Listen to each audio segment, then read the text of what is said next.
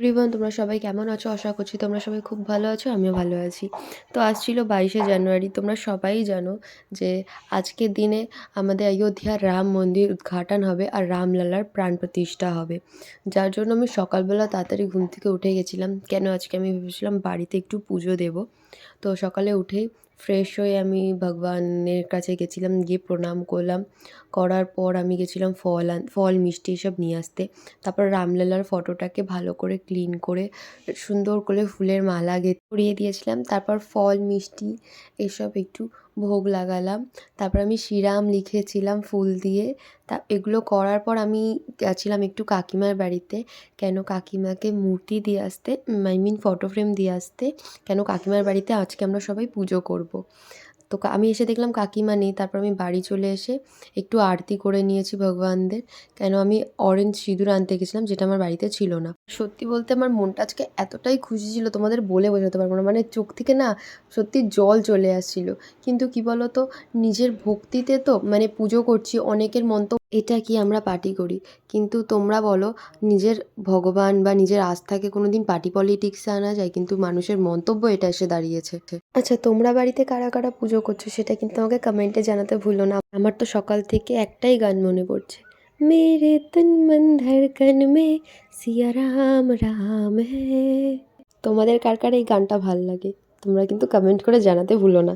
অনেক কথা বললাম, বলতে বলতে আমি রেডিও হয়ে গেছি কাকিমার বাড়িতে এসে। কেন আজকে আমি একটু চটি বানাচ্ছিলাম।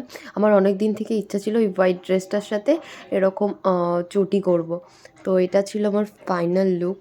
তোমরা সবাই কমেন্ট করে জানিও আমাকে কেমন লাগছিল। আর নিজেরও মনে হচ্ছিল যে একটু বড় বড় হয়ে গেছি, কেন আমি কোনোদিন এরকম চুড়িদার পরি না বা এরকমভাবে চটি করিও না।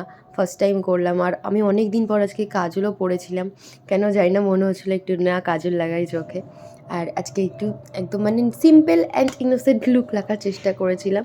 আমি এতটা সাজিও না। কোথাও গেলেও কাজল বলো, আইলাইনার বলো আমি পরি না, খালি লিপস্টিকটা একটা টিপ পরে চলে যাই। বাট এতদিন পর একটু মানে মনে হচ্ছিলো যে মন থেকে চাই একটা হ্যাঁ সাজি। ওপরে গিয়ে দেখলাম কাকিমা ভগবানের ধূপ দিচ্ছিল। আর আমি একটু ভগবানদের দেখাচ্ছিলাম তোমাদেরকে। আর মানে নিজের ওড়নাটাই সামলাতে পারছিলাম না। খালি মানে যতবার মাথায় দিচ্ছি খালি নিচে নেমে যাচ্ছে মাথা থেকে। আর তো মানে সত্যি বলতে আজকে আমার মানে সারাদিন আমি একটাই গান করেছি, মেরে তন মন ধড়কন মে সিয়া রাম রাম হ্যায়। আর তারপর মানে গানটা করছি আর আমি তার সাথে রঙ্গোলি করছিলাম।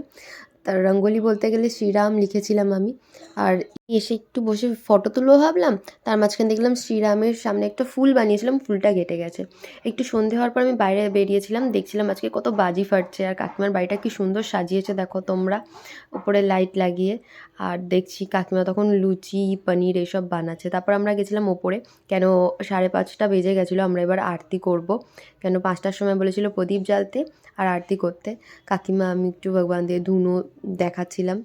দেওয়ার পর মানে এত ধুনো মানে ভরে গেছে পুরো ঘরটা, মানে মন্দিরটা পুরো ধোয়া ধোয়া হয়ে গেছে।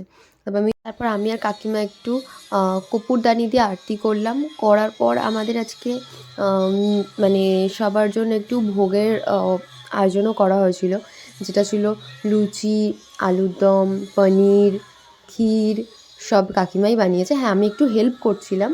তো কিন্তু দুঃখের বিষয় সেগুলো আর ভগবানদের ভোগ লাগানো হয়নি, মানে পুরি এইসব ভগবানদের ভোগ লাগানো হয়নি। সকালবেলা যেটা দেওয়া হয়েছিল সেটাই, কিন্তু রাতের বেলা আর কোনো ভোগ লাগানো হয়নি।